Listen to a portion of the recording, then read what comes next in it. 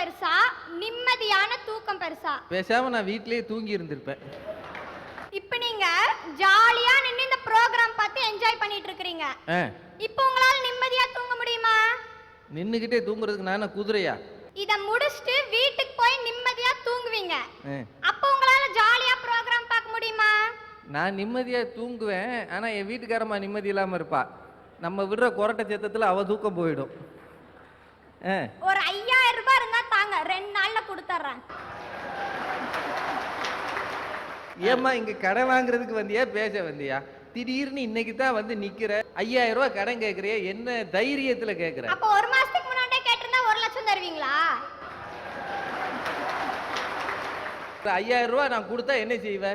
உங்ககிட்ட 5000 ரூபாய் வாங்கிட்டு போய் என்னால என் குடும்பத்தோட ஜாலியா ஊட்டி கொடைக்கானல்னு சுத்த முடியும். நானே இன்னும் ஊட்டி ஒழுங்கா பார்த்தது. ஊட்டி முறிஞ்சு போய் கிடக்கா, நீ ஊட்டிக்கு போறதுக்கு நான் 5000 ரூபாய் கொடுக்கணுமா? ஆனா அந்த பணத்தை 2 நாள்ல கொடுக்கறத நினைச்சா என்னால நிம்மதியா தூங்க முடியுமா? கொடுக்கணும்னு நினைச்சா தானே.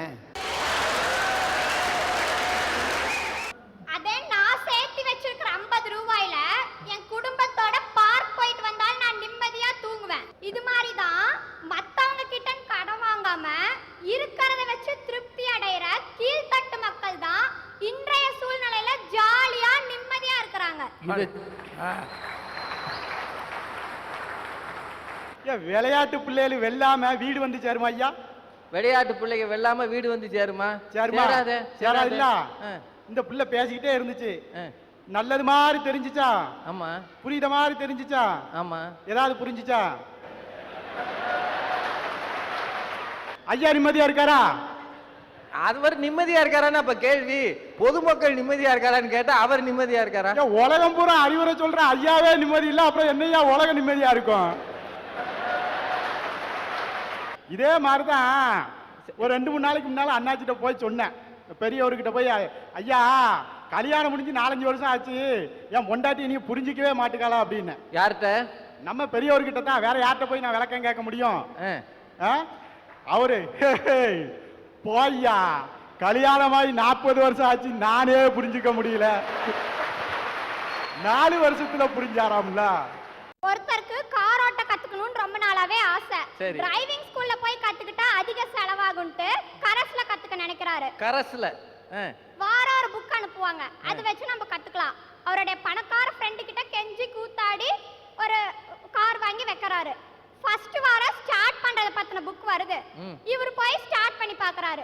செகண்ட் வாரம் கிளட்ச் அமுத்தி கியர் போட பத்தினது, இவர் போய் கிளட்ச் அமுத்தி கியர் போட்டு பார்க்கறாரு. 3வது வாரம் கிளட்சை விட்டுட்டு எக்ஸலரேட்டர் கொடுக்கிறது. இந்த புக்க படிச்ச அடுத்த நாள் இவர் ஹாஸ்பிடல்ல இருக்காரு. என்ன ஆச்சு?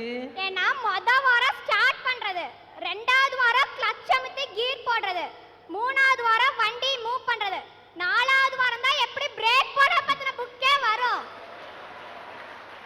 அதுக்குள்ள இவன் கதை கந்தல் ஆயிடுச்சு. இவங்க தான் அறவே கடாச்சே, எதையுமே முழுசா தெரிஞ்சுக்க மாட்டாங்க. இவங்களும் அடிபட்டு யார் மேல சவாரி பண்றாங்களோ அவங்களையும் அடிபட வச்சிருவாங்க. அளவுக்கு அதிகமா இருக்கிறவங்களுக்கு காப்பாத்திக்கணுங்கிற கவலை, அளவோட சம்பாதிக்கிறவங்களுக்கு இன்னும் அதிகமா சம்பாதிக்கணுங்கிற கவலை. சரி. அடுத்தவங்க முதுகுல சவாரி செய்யறவங்களுக்கு இவங்க எப்படா கீழே போடுவாங்க, அடுத்தது யார் முதுகுலடா ஏறலாங்கிற கவலை.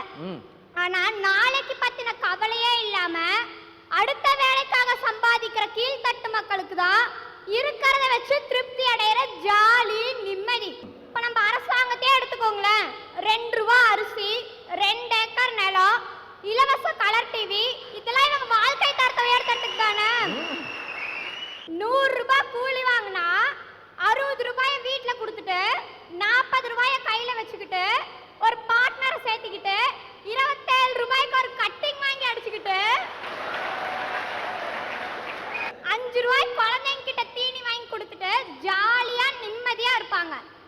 பெரிய பெரிய பணக்காரங்க வீட்ல எல்லாம் வேலைக்காரங்களை விட்டு குழந்தைங்க கிட்ட பாதாம் பிஸ்தான் கலந்த 100 ரூபாய் பீஸா வாங்கிட்டு வந்து கொடுக்கறதுல இருக்க சந்தோஷத்தை விட இவங்க 5 ரூபாய் மிக்சர் வாங்கிட்டு வந்து கொடுப்பாங்க பாத்தீங்களா, அதுல இருக்கிற சந்தோஷம் அதிகம். வேலை செய்யற இடத்துல எல்லாம் முதலாளிங்க ஏதாவது ஒரு வார்த்தை கேவலமா பேசிட்டா கூட துண்ட வதறி தோல்ல போட்டுட்டு இந்த மடை இல்லைன்னா சண்டை நெவர் மைண்ட். ஏன்னா இவங்க கிட்ட உழைப்பு இருக்கு, தன்னம்பிக்கை இருக்கு, யாரையும் நம்பி இல்ல. இவங்க எந்த வேலைனாலும் செஞ்சு தேஞ்சு போவாங்களே தவிர சும்மா இருந்து துருபிடிச்சு போக மாட்டாங்க. இவங்க வேலை செய்யறப்ப இவங்க உடம்பு வேணா கஷ்டப்பட்டுக்கலாமே தவிர இவங்க மனசு சந்தோஷமா இருக்கும். இப்ப ஏழைங்களா கார்ப்பரேஷன் ஸ்கூல்ல படிக்க வச்சாது ஃபர்ஸ்ட் ரேங்க் எடுக்கணும்னு நினைப்பாங்க.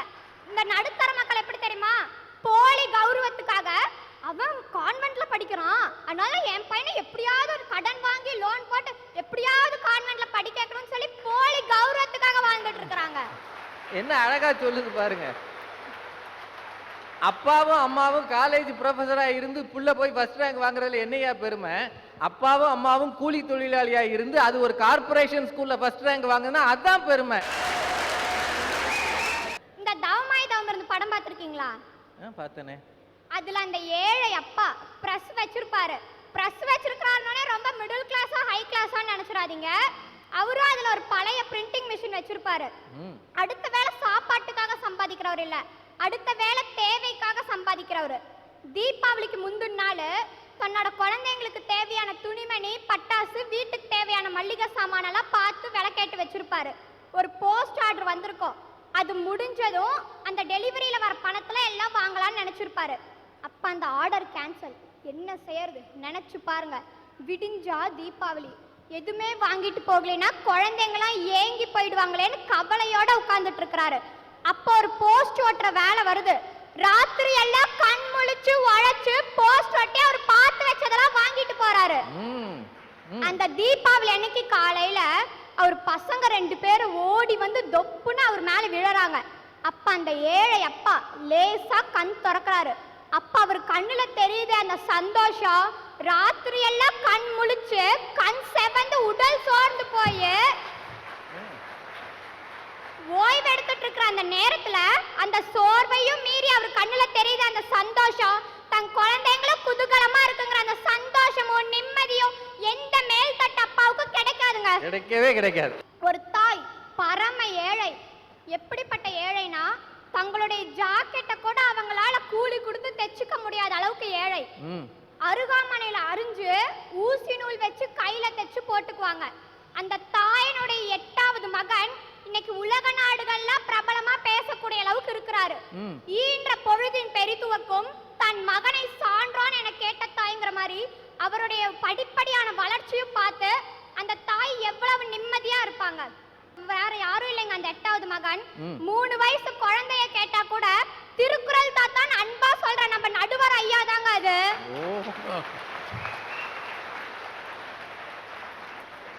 இப்ப என்னை எடுத்துக்கோங்க, நான் 8வது படிச்சுட்டு இருக்கிறேன். இப்ப நான் எங்க வீட்ல எனக்கு டைம் கிடைக்கிறப்ப ஏதோ தான் போட்டு ஷால் போட்டு அப்பப்ப எனக்கு கிடைக்கிற 1-2 ரூபாயெல்லாம் சேர்த்து வச்சு அப்ப எங்க வீட்ல படிப்பு செலவுங்கிறப்ப அதை கொடுத்து எங்க வீட்ல இருக்கிறவங்களுக்கு என்னால முடிஞ்ச அளவுக்கு பாரத்தை குறைப்பேன். நமக்கு தேவையானது நம்மளை சுத்தியே தான் இருக்கு. வாய்ப்பை தேடி ஓடணும், ஓடிக்கிட்டே தேடணும். இப்ப நம்ம பிறக்கிறப்ப கூட நமக்கு பசிக்கு தேவையான பால் நம்ம தாய்கிட்ட தயாரா இருக்குல்ல, அது மாதிரிதான் நமக்கு தேவையானது நம்மளை சுத்தியே தான் இருக்கு. தேடுறது ஓடுறது நமக்கு ஒண்ணு புதுசு இல்ல, அதான் பிறக்கிறதுக்கு முன்னாடி இருந்தே பண்ணிட்டு இருக்கிறோம்ல. பிறக்கிறதுக்கு முன்னாடி இருந்தே பண்றோமா? அது எப்படி? நம்ம கூட ஓடி வந்தால் லட்சக்கணக்கான கோடிக்கணக்கான அணுக்களையும் முந்திக்கிட்டு நம்ம அம்மாவோட கர்ப்பப்பையை தேடி நுழைஞ்சோம்ல. அதே அந்த குழந்தை என்ன சொல்லுது, ஒரு கரு உருவாவதற்கு தகப்பனாரிடம் இருந்து வருகிற அந்த அணுக்களில் ஒரு அணு மட்டும் முந்தி ஓடி வந்து தாயின் கர்ப்பப்பையை அடைந்ததால் தான் கருவே உருவானது. அந்த மாதிரி தேடி ஓடுனது நம்ம பிறப்புக்கு முன்னாடியே இருந்தது. பிறந்து 25 வயசான பிறகு ஏன் வேலையை தேடி ஓட மாட்டேங்கிற, நீ தான் தப்பு பண்றேன்னு சொல்லுது ஒரு சின்ன குழந்தை. என்னாச்சு, சேவல் முட்டை போடுமா? நாமக்கல்ல போய் கேளுங்க, சேவல் முட்டை போடுமான்னு சொல்லுவாங்க. வாத்து குட்டி போடுமா? என்னாச்சு? ஓடாது. ரயில் ரோட்ல போமா ஐயா? போவாது. மயிலு பாட்டு படிக்குமா ஐயா? பாடாது. அப்ப இந்த பரமசிவன் சொல்லுதே பொய் இருக்குமா? ஓ, இதுக்கு தான் இப்படி ரூட்டா? இத நேர சொல்ல வேண்டியதானே. பரமசிவன் சொல்றதுல மட்டுமில்ல, அது கழுத்துல இருக்கிற பாம்பு சொல்றதுல கூட பொய் இருக்காது. என்ன நிலைமையில ஆண்டவனும் நிம்மதியா இல்ல, மாண்டவனும் நிம்மதியா இல்ல. என்னாச்சு? மக்களை காப்பாத்துறது யாரு? என்னாச்சு? கடவுள் தான். அந்த கடவுளை காப்பாத்துறது யாரு? தர்மகர்த்தா இல்ல, திண்டுக்கல் பூட்டு. ஒத்த நாள் கோயில புறம் திறந்து போட்டு போங்க பாக்கும், மொத்த கடவுளும் அடகு கடையில இருப்பாரு. திருப்பதி வெங்கடாஜலபதி எவ்வளவு பெரிய பணக்காரு, அவரு நிம்மதியா இருக்காருன்னு நினைக்கலாம். குபேரங்கிட்ட வாங்கின கடனை அடைக்க முடியாம திருநெல்வேலி பக்கத்துல இருக்க சிறுவேகுண்டம் ஊர்ல ஒளிஞ்சு கிடக்காரியா. இப்படி கடவுளே நிம்மதியா இல்ல, மனுஷன் எம்மாத்திரம்யா நிம்மதியா இருப்பான். சரி, செத்தவன் நிம்மதியா இருக்கான் ஐயா. ஏன்யா? எங்க ஊர்ல ஒருத்தன் இப்படித்தான் செத்து போனான், வயசானவன். செத்தவன் சும்மா செத்துருக்க கூடாது, சொத்தெல்லாம் பிரிக்காம செத்து போனான். சரி. கடைசியில என்னாச்சு, சண்டை, அண்ணன் தம்பிக்குள்ள சொத்து சண்டை தெருச்சண்டையாயி, தெருச்சண்டை ஊர் சண்டையாயி, ஊர் சண்டை வெட்டு குத்துன்னு ஆகி போச்சு. செத்தவன் வீட்லயும் கிடையாது, சுடுகாட்லயும் கிடையாது, நடுரோட்ல கிடைக்கான். அண்ணாச்சி இன்னைக்கு நாட்டுல ஆடு நல்லா இல்ல, மாடு நல்லா இல்ல, வீடு நல்லா இல்ல, நாடு நல்லா இல்ல அண்ணாச்சி. ஆடு நிம்மதியா இல்ல, மாடு நிம்மதியா இல்ல. நீங்க என்ன மிருக வைத்தியரா? இல்ல, நான் காலேஜ் வாத்தியார் தான். காலேஜ் வாத்தியாரா? ஆமா, கரெக்ட் தான். பயலோல பூரா ஆடு மாடுன்னு தானே நாங்க சொல்லுவோம். ஓ, ஆனா ஒண்ணு தெரிஞ்சுக்கிட்டேன், உங்ககிட்ட படிக்கிற பையன் ஒருத்தரும் நிம்மதியா இருக்க மாட்டான்.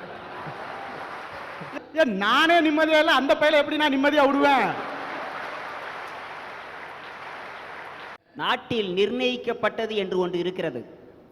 நவகிரகங்கள் 9, திசைகள் 8, வானவில் 7, சுவைகள் 6, பஞ்சபூதங்கள் 5, பருவநிலை 4, மூர்த்திகள் 3, துருவங்கள் 2, நிம்மதி 1, அது அடுத்தவன் முதுகில் சவாரி செய்பவனே என்று பேச வந்திருக்கிறேன். விளங்கினவங்களுக்கு விளங்கின மாதிரி தெரியும், விளங்காதவங்களுக்கு எதுவும் விளங்காது. நீங்க விளங்கினவங்களா விளங்காதவங்களா? உங்க முன்னாடி நிக்கிற நான் விளங்கியா போக முடியும்? விளங்காம தான் நிக்கிறேன். எது சரி நம்ம இன்னைக்கு நினைக்கிறோமோ அது நாளைக்கு சரியில்லைன்னு தோணும். சரி. எது இன்னைக்கு சரியில்லைன்னு நம்ம நினைக்கிறோமோ அது நாளைக்கு சரின்னு தோணும். இப்போ சானியா மிர்சா பந்தடிக்கிறா, கோர்ட்டுக்கு வெளியே போகுது, அவுட்டுங்கிறோம். சச்சின் டெண்டுல்கர் பந்து அடிச்சு கோர்ட்டுக்கு வெளியே போனா அது ஏன் 6 பாயிண்ட்ங்கிறோங்க? 6ன்றோம். ஓ, இவ்வளவு எப்படியா உங்களுக்கு யோசனை வருது? அவ விளையாடுறது டென்னிஸ், இவன் விளையாடுறது கிரிக்கெட்டு. அதுல அது சரி, இதுல இது சரி. சார், நாய்க்கு 4 கால் இருந்தாலும் அதால கால் மேல கால் போட்டு உட்கார முடியுமா? எப்படி புதுசு புதுசா யோசிக்கிறீங்க? நடுத்தர மக்கள் சொல்றாங்களே, சைக்கிள் எவ்வளவு வேகமா ஓடினாலும் பேக்குகளை ஃப்ரெண்டுகளை முந்த முடியுமா? அதனால எங்க அடுத்தவங்க முதுகுல சவாரி செய்யற மாதிரி நிம்மதி யாராலையும் காண முடியாதுன்னு சொல்லிக்கிறேன் சார்.